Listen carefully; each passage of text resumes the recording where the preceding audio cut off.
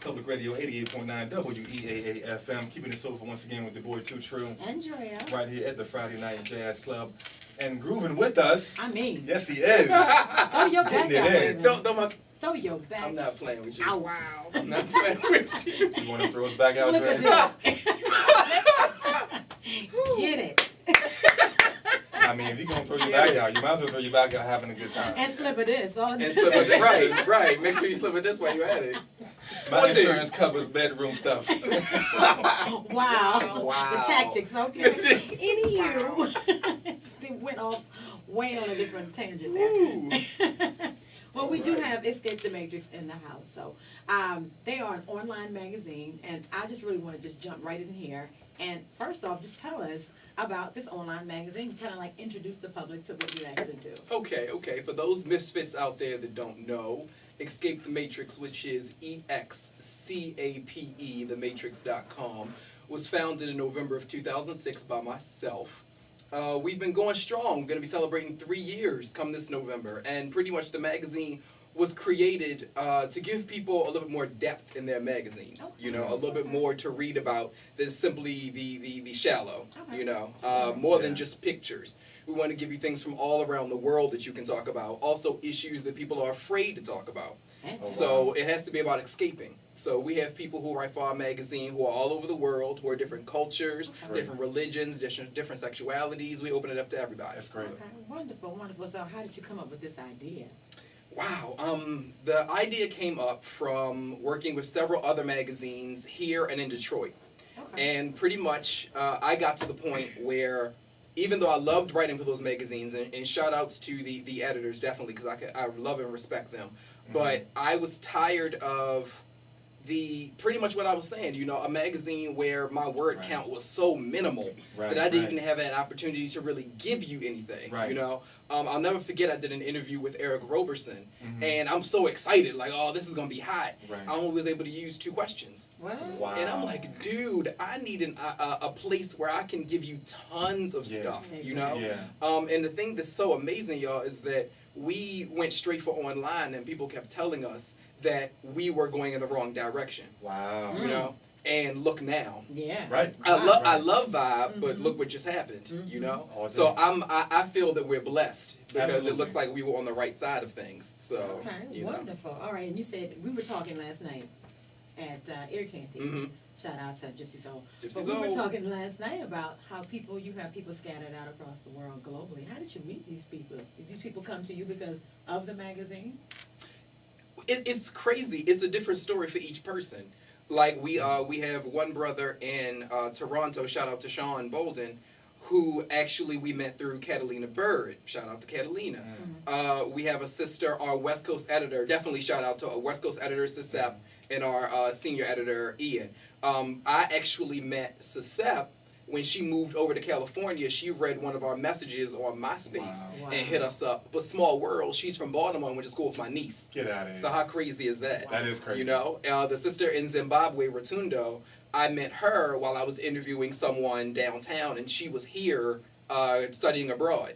So, you know, we have people who Luminous has brought in as well. So how did you meet some of the people you brought in? Let's see, because I had to do a check real quick. Like, okay, who did I bring in? No, but you know, the first young lady I brought in, shout out to Poetic Liberator. Her name is Chanel Noray. Actually, I attended Western High School, and every year Western does a Unity Day celebration for they ask all of the alumni to come back, and you know it's just a big celebration. So I'm sitting in the audience, and they have this young lady get on stage, and she does a spoken word piece, and I'm looking at her like, wow, she's like 16, 17, and I'm like, yo, if she's bringing it like this now, I can only imagine.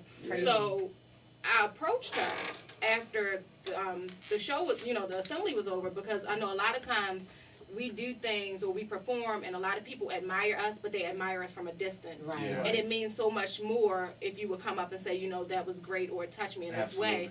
And then by her being a teenager, I felt as though I needed to talk to her just so she wouldn't stop writing. Right. And so that was, what I said to her first off is like, hey, how are you? I enjoyed your work. Please don't ever stop writing. And, I gave her my card, and I was like, I'm a spoken word artist here in the city, and if you ever want to get out to any venue, just give me a call. And it turned into like a mentor-mentee relationship. Wow. Exactly. And at the time, I was working on my first spoken word CD. This was around 2007. Okay. And I was like, if you want to collaborate on a piece with me, we can do it. I took her into the studio. She's on the CD, and from there I found out that they had started doing a journalism class at the school. Fantastic. And I told her about the magazine, and she was all for it. She jumped on the magazine, and I mean, she went in it, head first. And then from there, as I moved up, because I started off as a journalist, and now I'm editor at large. As I moved up, I was thinking of different avenues to bring people in, and at the time we were looking for interns. So I figured I'd use all my resources, and I went on Craigslist and I put up an ad. Wow. That's what I'm talking I put up about. an ad on Craigslist, for anybody interested. And a young lady by the name of Sharon Daniels, she attends Notre Dame, and I believe she's of Indian background, Indian descent. And so, she Wow. called in, she emailed, and I mean, she was really excited about it. So cool. we've been pulling in people That's from great. all angles, just everywhere. People have been approaching us, and But we that's what approached makes them. your magazine, one, so interesting, because it's not just coming from one Point of view. ethnic background. Right, one point right. of view. You're literally taking from a little bit of everybody's point of view and everybody's different sexuality. So it makes it a well-rounded magazine. Thank you. I love reading it. I really Thank do. you, thank you. Favorite person you've interviewed thus far? Haha, Cornell West. I That wasn't, I didn't have to think about Wow, that. that's great. That- you little? So far, I want to say Monica. Oh. Yeah, she was That's she's great. really cool. Yeah. Real down to earth. Yeah, she was. She Real was. down to earth. And then, I'm kind of big in astrology, people who know me. And, I'm talking, and I see her Scorpio tattoo on her wrist. Scorpio represent. And so then I look, I lift my hair back and showed her my Scorpio tattoo on my neck, and Wow. the conversation was just like, Absolutely. it just took off from there. That's great. Okay, That's all great. right, all right. Now, as far as like 5 years from now, where do you want to take this magazine, or where do you see it going? Wow. Okay, well, first of all, I have to make sure I put this out there. The name of the company is Revolution Multimedia, LLC. Okay. That's what the magazine is under. Gotcha. And pretty much where I want to take the magazine, the sky's the limit, honestly. I feel blessed that we're at a point only going on our third year where we have writers in Zimbabwe. Yeah, that's pretty dope. So I guess the best thing for me to say in the next 5 years, I want our magazine to get to the point, one, where we have the backing of a lot of elders. Because right now, when I say we're grassroots, I mean we're grassroots. Wow. Everything we're doing is by ourselves. The money that we put out, everything is just us. Right. Right. So I pray that we reach the elders out there who would like to contribute to the magazine to get us to a higher place. Makes sense. Yeah. To get us to the point where it's nothing to get, a Kobe Bryant or a Jay-Z for an interview. It's as simple as them coming to us. Absolutely. They're like, wow, Absolutely. Escape the Matrix is a place where I can be myself. Yes. I want it Yes. to get to that point. I want President Obama. I know that's right. Essence, y'all cool. Yeah, you're even. Y'all cool, Ebony, but Seriously. I want to be with ETM. I know that's Right. Okay, so Obama is a person that you aspire to interview in the future. Definitely. Who else? Wow. I you know what, honestly, I haven't even thought that far, because I want to say with some of the potential people that It doesn't even have to be anybody famous, anybody that you Let's find see. interesting. I want to interview Asada Shakur.